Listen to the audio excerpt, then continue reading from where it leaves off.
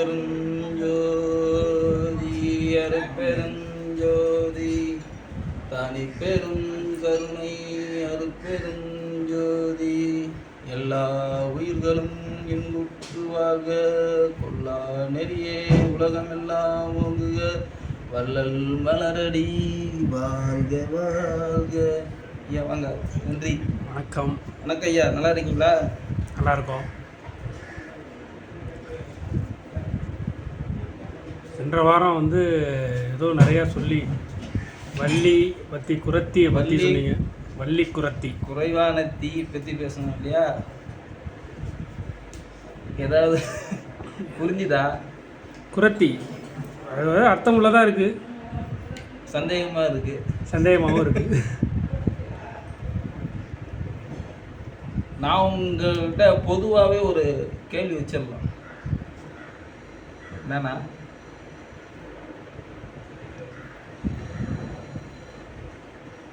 நான் சொல்றது உண்மையா? புரிஞ்சுதா? ஏன் நான் சொல்லணும், அது ஏன் நீங்க கேட்கணும்? நான் சொல்றது ஏன் நீங்க கேட்கணும் அப்படின்னா, இதை பாருங்க. ஆயுத எழுத்துக்கு பூஜை, சரியா? நீங்க தொடக்கக்கல்ல படிக்கும்போது ஆயுத எழுத்து சொல்லி கொடுத்தாங்களா இல்லையா? சொல்லி கொடுத்தாங்க. அது வடிவம் எப்படி இருக்கு? 3 புள்ளி. 3 புள்ளி. என் பேச்சைய நான் கேட்கணும்னு வருத்தப்படுத்தல, அது அர்த்தம் சொல்றது என் வேலை, சரியா? அது எது காரணம் காட்டி அந்த வடிவம் கொடுத்தாங்க, அந்த ஆயுத எழுத்து எங்க இருக்கு, இது உங்களுக்கு தெரிஞ்சுன்னா நீங்க கமெண்ட் பண்ணுங்க. எது 3 புள்ளி தானே, எது காரணம் காட்டி சொன்னாங்க? யாராவது சொல்லி கொடுத்தாலும் எப்படி? உங்கள் ஆசிரியர், நீங்கள் நிறைய படிச்சிருப்பீங்க, என்ன எவ்வளோ தொழில்நுட்பம்லாம் இருக்குது இல்லையா? 3 புள்ளி படிச்சிருப்பீங்க. இது என்னன்னு தெரிஞ்சுக்கிட்டீங்கன்னா இப்படி ஒரு ஆள் உங்களுக்கு தேவைப்படாது. நீ கமெண்ட் பண்ணுங்க, இதுதான் அர்த்தம்னு சொல்லிட்டு. 3 புள்ளிக்கு இதான் அர்த்தம்னு சொல்லிட்டா நான் சொல்கிறதோ பேசுறதோ நீங்கள் கேட்க வேண்டாம். 3 புள்ளி இருக்கு, அது ஆயுத எழுத்து. ஆயுத எழுத்து எங்க இருக்கு? ஐயா சொல்லிட்டாரு. இப்போ ஆயுத எழுத்து, இப்போ ஆயுதமும் ஆயுதமும் எப்படி வார்த்தை ஒன்றாச்சு? ஆயுதம், ஆயுத, இந்த ஆயுதமும் ஆயுதம் எப்படி ஒன்றாச்சு வார்த்தை? ஆயுதம், கத்தி வெற்ற பொருள் ஆயுதம்னு சொல்கிறோம் இல்லையா? ஆயுதமும் ஆயுத இது எப்படி இந்த வார்த்தை? ஆயுத எழுத்து தான் சொன்னாங்க, ஆயுத எழுத்து சொன்னாங்கல்ல. இவன் எப்படி அந்த வார்த்தை கொண்டு போயிடுச்சு? இப்போ குரத்தி எப்படி நீங்கள் கொண்டு போயிச்சோ வார்த்தை, சூத்திரன் சொன்ன வார்த்தை எப்படி கொண்டு போச்சோ, வசியர் அந்த சொன்னாலே அந்த வார்த்தை எப்படி அங்கே போய் கொண்டு போச்சு? தீட்டு, குரத்தி, இந்த வார்த்தை எப்படி வச்சா அப்படிதான் இந்த வார்த்தை போயிடுச்சு. அவங்க சொன்னது ஆயுத எழுத்துக்குத்தான் பூஜைன்னு சொன்னாங்க. இப்போ நம்ம என்ன பண்ணுறோம்? நம்ம நம்ம மக்கள் என்ன பண்ணிட்டு இருக்கு? ஆயுதத்துக்கு பூஜை போட்டுட்டு இருக்கோம். ஏன்னா அதுதான் நம்மளுக்கு கொடுக்குது, அதுதான் எல்லாம் நம்மளுக்கு தொழில் பண்ணுறோம், எல்லாமே அதை செய்து நம்ம என்ன பண்ணுறோம்? ஆயுதத்துக்கு பூஜை போட்டிருக்கோம். அவங்க சொன்னது இதான், இது அந்த அக்கு. என்ன, வீடு கட்டும் போது அந்த காலத்தில் மாடம் பார்த்தீங்களா? மாடம் வச்சு தான் வீடு கட்டுவாங்க. அந்த மாடம் வச்சுட்டா, ஒரு விளக்கு வச்சுட்டா அந்த கோவிலாக மாறிடும், அவ்வளோதான். அதான் முக்கோடி, 3 கோடு, முக்கோணம் திருவிழா சொல்லி பண்ணுறோம். இது உங்களுக்கு தெரிஞ்சிடுச்சுன்னா என் பேச்சு நீங்கள் கேட்க வேண்டாம். இதை சொல்கிறதுக்காக தான் இவ்வளோ போராட்டம். ஏன்னா நிறையா படிச்சிடுறாங்க, நிறைய விஷயம் தெரிஞ்சுக்கிறாங்க. இப்போ நம்ம அங்கே சொல்கிறதுக்கு அங்கே என்ன சொல்கிறது, ஸ்டோரேஜ் ஃபோன் ஃபுல்லாக இருக்கேன், ஒன்றுமே வர மாட்டேன். அது நிறைய அங்கே ஃபுல்லாக இருக்குது ஸ்டோரேஜ், நிறைய மண்டையில். நான் ஒரு 2-3 பேர்கிட்ட பேச்சுவார்த்தை நடத்தி பார்த்தேன். ஏன்னா நம்ம சொல்கிறதுல அங்கே போடுறதுக்கு அங்கே இடமே இல்லை. ஏன்னா படிச்சுட்டாங்க, நிறையா படிச்சுட்டாங்களா. இப்போ நம்ம சொல்கிறது எப்படி கேட்பாங்க, நம்ம சொல்கிறதுக்கெல்லாம் ஆப்போசிட்டாக சொல்கிறாங்க. நிறையா படிச்சுட்டாங்க, இப்போ ஒரு பெரிய உத்தியோகத்தில் இருக்காங்க, ஒரு கவர்மெண்ட் ஜாபில் இருக்காங்க. இப்படின்னா நம்ம போய் சொன்னால் கேட்பாங்களா? இப்போ மாதம் 2 லட்ச ரூபா 3 லட்சம் சம்பளம் வாங்குறாங்க. இப்போ நம்ம அது அவங்கள எங்களால் பண்ணுறது நம்ம பைத்தியக்காரத்தனமாக பண்ணிகிட்டு இருக்கும்போது நினைக்கிறாங்க. அவங்க நிறையா படிச்சுட்டு நிறையா 3 லட்சம் சம்பளம் வாங்குறதால நம்ம தான் அறிவாளின்ட்டு அப்படிங்க. அங்கே இடமே இல்லை. எங்கே அவங்க மண்டபத்தில் என்ன இருக்குது, நிறைய ஏற்கனவே ஏற்றி வச்சுட்டாங்க. கொஞ்சம் கேப்பில் இந்த ஞானமும் அறிவும் உனக்கு விளங்குன்னா அது எம்டி ஆகணும். அது எம்டி ஆனாதான் இந்த ஞானம் விளங்கும். அங்கே இடம் இல்லையே, முழுசாக போல காப்பி கப் மாதிரி, காப்பி கப் மாதிரி ஆயிடுச்சு. ஆமாங்க, நம்ம சொல்கிறது கேட்காம அது தயாரே நிலையில் இல்லை.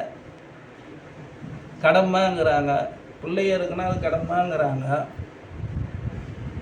அப்போ இது கடமையா தெரியலையா? இது யார் உன் உயிரை காப்பாற்ற யார் கடமை, ஏன் கடமையா?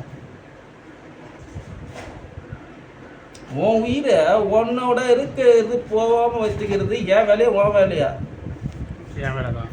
அது உனக்கு கடமையே தெரியலையா? உனக்கு புள்ள பிறந்து தான் கடமை, உனக்கு உன் வீட்டுக்காரன் தான் கடமை, உனக்கு அதுதான் கடமை, வேலை தான் கடமைனா இது யார் கடமை? நாங்கள் இது என்னன்னா இது அவங்கவுங்க தான் பண்ணி ஆகணும். அவங்கவுங்க தான் அந்த உயிரை காப்பாற்றுங்க.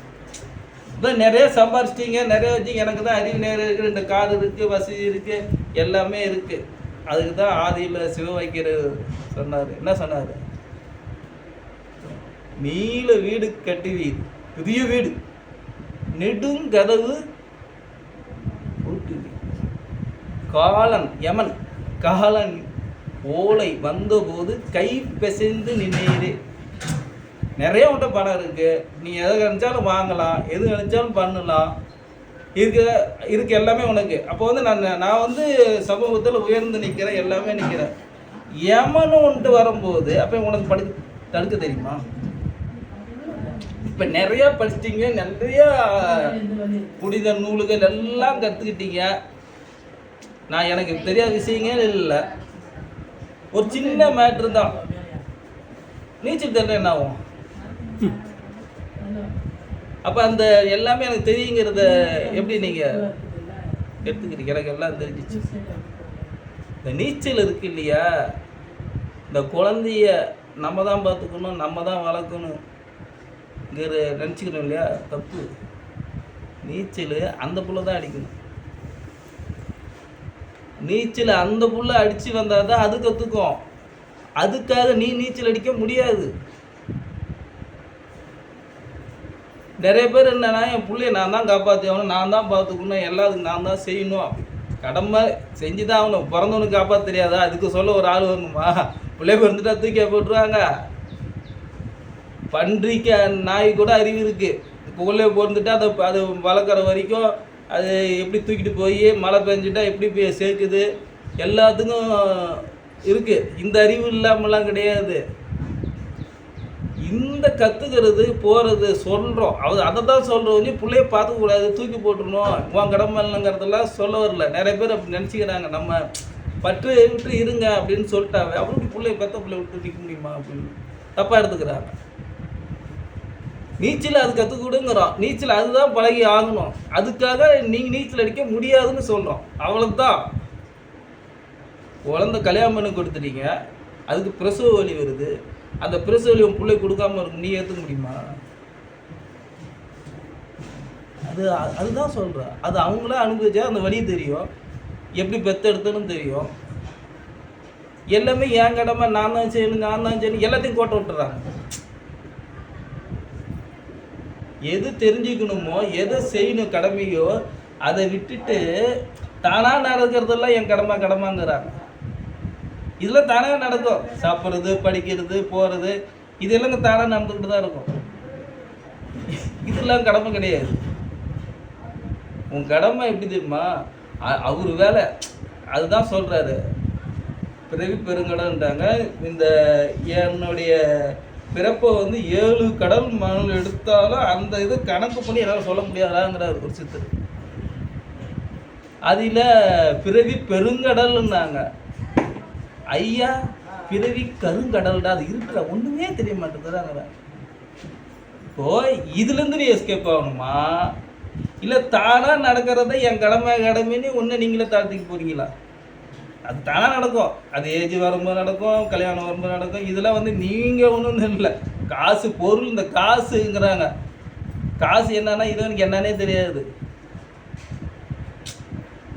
என்னன்னு நம்ம வாழ்க்கைக்கு ஒரு பேப்பரை அடிச்சு கொடுத்து இந்த பொருளுக்கு வாங்கிக்க சொல்லி கொடுக்குறாங்க. ஒரு பேப்பர் தான் அது. அதுதான் பார்த்தா தான் அதுலேருந்து விடுபட முடியும். பேப்பரே கண்டுபிடிக்க முடியாது. எப்படி வாழ்ந்தாங்க? பண்டம் தான். பண்டம் கொடுத்து மாற்றிக்க, இந்த பொருளை கொடுத்து இந்த பொருளை வாங்கிக்கலாம், இந்த பொருளை கொடுத்து இந்த பொருள் பண்டம் மாட்ட முறையில் தான் இருந்தால் அது இல்லை. அதுக்கு இந்த பொருளை கொடுத்து அந்த தகுதி மாறி போகுதுங்கிறது மதிப்பீடு மாறிங்கிறதாக உனக்கு ஒரு பேப்பரை கொடுத்து எல்லாத்தையும் வச்சுக்கிறான்னு சொல்லி கொடுத்தாங்க. அதே சேர்த்து வச்சுக்கிறதா? வாழ்கிறதுக்கு கொடுத்துருக்காங்க. அது எடுத்துன்னு ஏமாற்றக்கூடாது. இது ஒரு மதிப்பு இல்லாத மதிப்பீடு. அது பணம்னாவே மதிப்பீடு தான். இவன் என்ன பண்ண, அது இருந்தால் தான் வாழ முடியும் சூழ்நிலை தள்ளப்படுறாரு. ஐயா வந்து 1866 64 கோவில் கட்டுறாரு. அப்போ 75,000 ரூபாய் எங்கே போய் சம்பாதிச்சாரு? அவரா சம்பாதிச்சாரு? இதெல்லாம் சொல்லிட்டா இப்போ இது இல்லாமல் வாழ முடியாதுன்னு சொல்லுவாங்க. நீங்கள் ஒரு பொருள் ஒரு கொடுத்து பாருங்கள், காசுலாம் என்ன நீங்கள் வாங்கிட்டு வந்துடுவீங்கன்ட்டு இருக்கு இல்லையா? அதுதான் என்ன பாருங்கிறான். நான் என்ன, எனக்கு என்ன தகுதி இருக்குது? சாதாரண காய் வியாபாரம் தான் பண்ணுறோம். வாரம் 4000 5000 எப்படி செலவு நடக்குது? ஐயா வந்து பல 100 பேருக்கு ஒரு நாளைக்கு உணவு போட்டுக்கிட்டு எப்படி நடக்குது? தருமம். அது தானாக நடக்கும். அது யாரும் நடத்த முடியாது. ஏன்னா பொன் செய்யும் வித்தையே இறைவன் எனக்கு கற்றுத்தந்தான். பொன் செய் வித்தை. இப்போ உலகத்தில் இப்போ அண்டத்தில் உள்ளது பிண்டத்தில் உள்ளது புரிஞ்சுட்டா, இப்போ அண்டத்தில் தான் இருக்குது. பொண்ணு மலை தண்ணி எல்லாமே அண்டத்தில் இருக்கு இல்லையா? அதை எப்படி நம்ம செய்ய கற்றுக்கிடாங்கிற எத்தனை பேர் வர தயாராக. பொன் செய் வித்தையை எனக்கு கற்றுக் கொடுத்தான். அப்போ நீ எப்படி சம்பாதிக்கணும்? அது பொண்ணு வந்துட்டே உனக்கு எல்லாமே வந்துடுங்க. பொன் செய் வித்தை கற்றுக்கிட்டதால தான் அவர் யார்கிட்டையுமே கேட்காம தங்கத்தை கொடுத்துட்டு துட்டு வாங்கிட்டு வந்து அங்கே கோயிலை கட்டினார். சிவ உபயம் 75,000 ரூபாய் போனீங்கன்னா பாருங்கள், எழுதி போட்டுருப்பாங்க. இப்போ நீங்கள் ஓடி இப்போ பணம்னு சம்பாதிக்க வரீங்களா? எப்படி கிடைச்சிது? இந்த விஷயம் தெரியாமல், நம்ம வேல்யூ என்னன்னு தெரியாமல், இந்த பணங்கிறதுக்கு பணம் எப்படி சம்பாதிக்கணுங்கிறது இந்த பேப்பரை நம்பிக்கிட்டு இப்போ வாழ்ந்துட்டு இருக்காங்க. பேப்பர் அப்படியே தான் இருக்கும். நீ நிறையா சம்பாதிச்சிக்கலாம், நீ போயிடுவ. கட்டுக்கிட்டா ரூமில் இருக்கும். அதை அனுபவிக்க வேணாலும் முடியாது. அற்றார் அழிப்பசி தீர்த்தல் அது ஒருவன் பெற்றால் பொருள் வைக்கும் புலி. நீ எவ்வளோ கோடி ரூபாய் சம்பாதிச்சு நீங்கள் ஒரு வேலை உணவு ஒருத்தன் அழிக்கம்பாரு, அதுதான் உன் பொருள், அதுதான் உன் சேமிப்பு, அதுதான் நீ வாழ்ந்ததுக்கு அர்த்தம். வேற ஒன்றுமே உங்கள்கிட்ட வராது. இது சத்தியம். எவ்வளோ கோடி ரூபா வச்சிரு, இப்போ நம்மகிட்ட ஒன்றுமே இல்லை ஏன்ட்ட. ஆனால் நல்லா தான் இருக்கான். நான் தான் சொன்னேன்ல, இப்போ போன வாரமே சொல்லிருப்பேன், கல்லும் முள்ளும் காலுக்கு மற்றவங்க சேர்ந்து எனக்கு எந்த இதுவும் இல்லாமல் நல்லதாக இருக்குது. பல கோடி ரூபாய் கொடுத்தாலும் அந்த ஸ்டேஜுக்கு போக முடியாது. நீ வாங்கிடுங்களேன். 1 கோடி ரூபா தரேன், எனக்கு வந்து எல்லாம் நடக்கிறதெல்லாம் பஞ்சு மாதிரி நடக்கணும்னு நீங்கள் கேளுங்களேன். 1 கோடி ரூபா 2 கோடி ரூபா தரேன்ப்பா, எனக்கு எதுவுமே குத்தக்கூடாது, நான் நடக்கிற இடமெல்லாம் பஞ்சு மாரியே இருக்கணும், நடந்துருங்களா?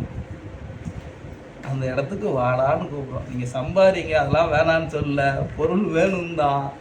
ஏன்னா அதுவே நிறைய அதுக்காகவே செலவிடுதாங்க. அந்த பொருளோட அருளும் வேணும். அந்த பொருளே உங்களுக்கு தக்க வைக்கணும், அந்த பொருளே உங்களுக்கு திரும்பி பயன்படும்னா இந்த அருள் வேணும். அருள் வேணும்னா இறைவன் பிடிக்கணும். சேர்ந்து போய் நீ இருக்க மாட்டேன். புரிஞ்சுதா? வேற ஏதாவது இன்னும் அது முருகன் கதைன்னு பாதி சொல்லல, சிம்பிளாக அது முருகன் கதை.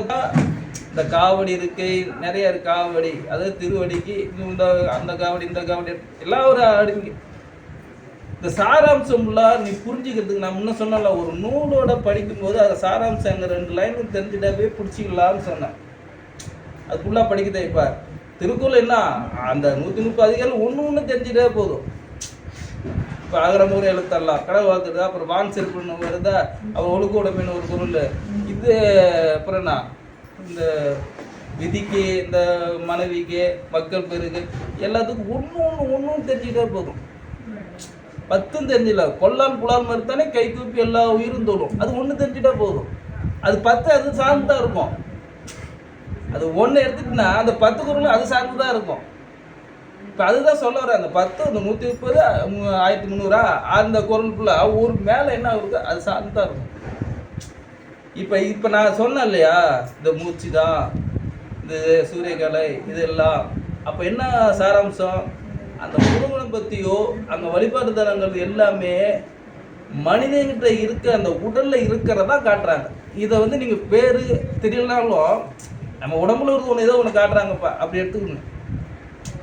நம்ம பேட்டர்ன் வடிவம் எல்லாமே நம்ம ஏதோ ஒரு நம்ம முழுசாக தெரிஞ்சிக்க வேணாம், முடியாது. அது எது காட்டாலும் அந்த மைண்டுக்கு அங்கே தான் போயிடணும். ஏதோ நம்ம உடம்புல இருக்கு. 1000 கால் மண்டபம்னு சொல்கிறோம் பார்த்தீங்களா, 1000 கால் புரிஞ்சு போச்சு. அது இந்த 1000 காலில் என்ன அது சுவாச சொல்லல. ஒரு நாளைக்கு ஒரு எத்தனை 1000 கால்? 26,600 இது சுவாசம். இந்த இது 1000 கால். இந்த கால் தான் நிற்கிது, இந்த காற்றில் தான் நிற்கிது. இது அப்படியே ஒரு எடுத்துக்கணும், 2 வாரி போனால் அது ஃபுல் சாராம்சம் தெரிஞ்சுக்கணும். அப்போ நம்ம மூச்சுக்காது இதுதான் சொல்கிறோம். அப்போ வந்து இந்த பாம்பு இந்த இது சொல்கிறோம். அப்போ அந்த காவடியாக இருக்கட்டும், நம்ம வேறு எல்லாம் இருக்குல்ல, அதுக்குள்ளே சார்ந்தது நிறையா இருக்குது. எல்லாம் ஏதோ ஒன்று நமக்கு இருக்குது, அவ்வளோதான். ஏன்னா இந்த இயற்கை சார்ந்தவும் இந்த நவகிரகம் நவத்வாரம் எல்லாமே ஒன்று லிங்க்கு. நீ எந்த கோவிலில் இருந்தால் அது பொதுவாக அதுதான் சாராம்சம். அங்கே படிக்கிறதோ தெரிஞ்சுக்கிறதுக்கும் ஒன்றுமே கிடையாது.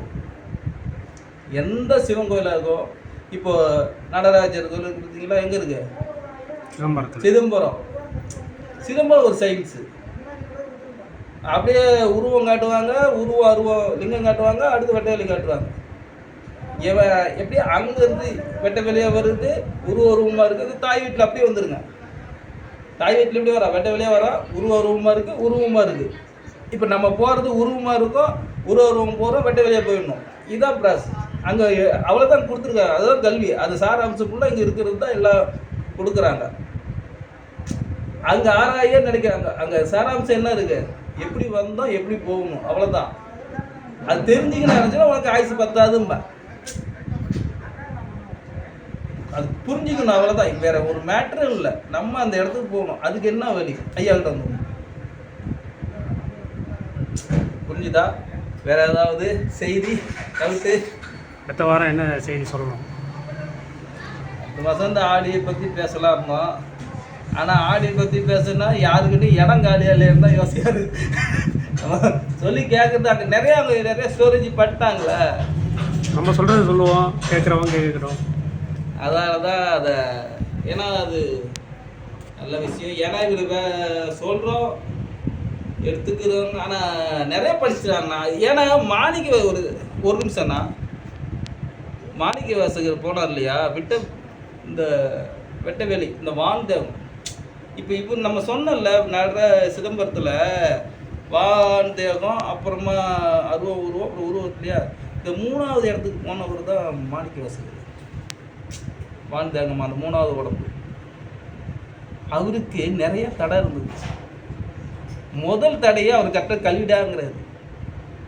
அந்த இடத்துக்கு போகிறதுக்கு இந்த கல்வி எனக்கு அதான் இப்போ அண்ணன் நிறைய பேசிட்டார், நான் படிக்கல. இப்போ நான் சொல்கிறத எப்படி ஏற்றுக்கிறதுக்கு ஒரு ஆராய்வார் நிறையா. டக்குன்னு எது நம்ம அது உண்மை அதுதானே. அந்த கல்வியை தடையாக இருக்குது. ஏன்னா இது சாகும் கல்வி கற்றுக்கிட்டாங்க, ஃபுல்லாகிடுச்சு சாகும் கல்வி. இப்போ சாகா கல்வியில் அங்கே இடம் இல்லை கற்றுக்கிறதுக்கு. நம்ம இதனால நிறையா சம்பாதிச்சுட்டு நம்ம கீழே 20-30 பேர் வேலை பார்க்குறாங்க இல்லையா, அங்கே இடம் இல்லை. முதல் தடையே கல்வி, அவங்க கற்ற கல்வி. அந்த கல்வி தான் இந்த சாகும் கல்வியும் அந்த சாகா கல்வியும் மறக்கணும் பாரு. கட்டுறது எல்லாம் மறக்கணும் நிறையா. இவன் என்ன சொல்ல வராங்கன்னு கேட்கணும். ரெண்டாவது மனைவி சொல்வார், மூணாவது பிள்ளை சொல்வார். பிள்ளை மேலே பாசம் வச்சு என்னை தடுக்குறாங்கிறது இல்லையா. அப்புறம் சொத்து, இது எல்லாமே அது வந்து விட்டு விட்டு வந்த பிறகு தான் அவர் அந்த தேக அடையிறார். இதெல்லாம் தடையாக இருக்கு. முதல்ல என்ன உடைக்கிறாருன்னா கல்வி தான் உடைக்கிறாரு. கௌரவம். இப்போ எதாவது சொல்கிறல, இப்போ நம்ம ஒரு அது முன்ன சொன்னோம்ல, முன்ன உயர்ந்த பதவியில் இருக்கவன் நம்ம சொன்னால் கேட்பாங்களா? நம்மளை பைத்துக்காரன் தன்மை பேசிகிட்டு இருக்கோம். இவட எதோ லூசார உலகிட்டே இருக்க. அப்போ பார்த்தாலும் என்னடா வள்ளலாங்கிறான், புருவமத்திங்கிறான், அக்குங்கிறான், தியானங்கிறான். என்னடா எல்லாம் உலகம் எப்படியோ வாழ்ந்துட்டு போக வேண்டியதானே. இது எதுக்கு தேவையில்லாத வேலை பண்ணிட்டு அவன் நிறையா இருக்கு. அவன்கிட்ட மண்டையில் சொல்லி புரிய வைக்க முடியாது. நிறைய பேர் நான் ரொம்ப போராடிலாம் பார்த்துட்டேன். வாய்ப்பே இல்லை ராசா. நன்றி, வணக்கம். நன்றி.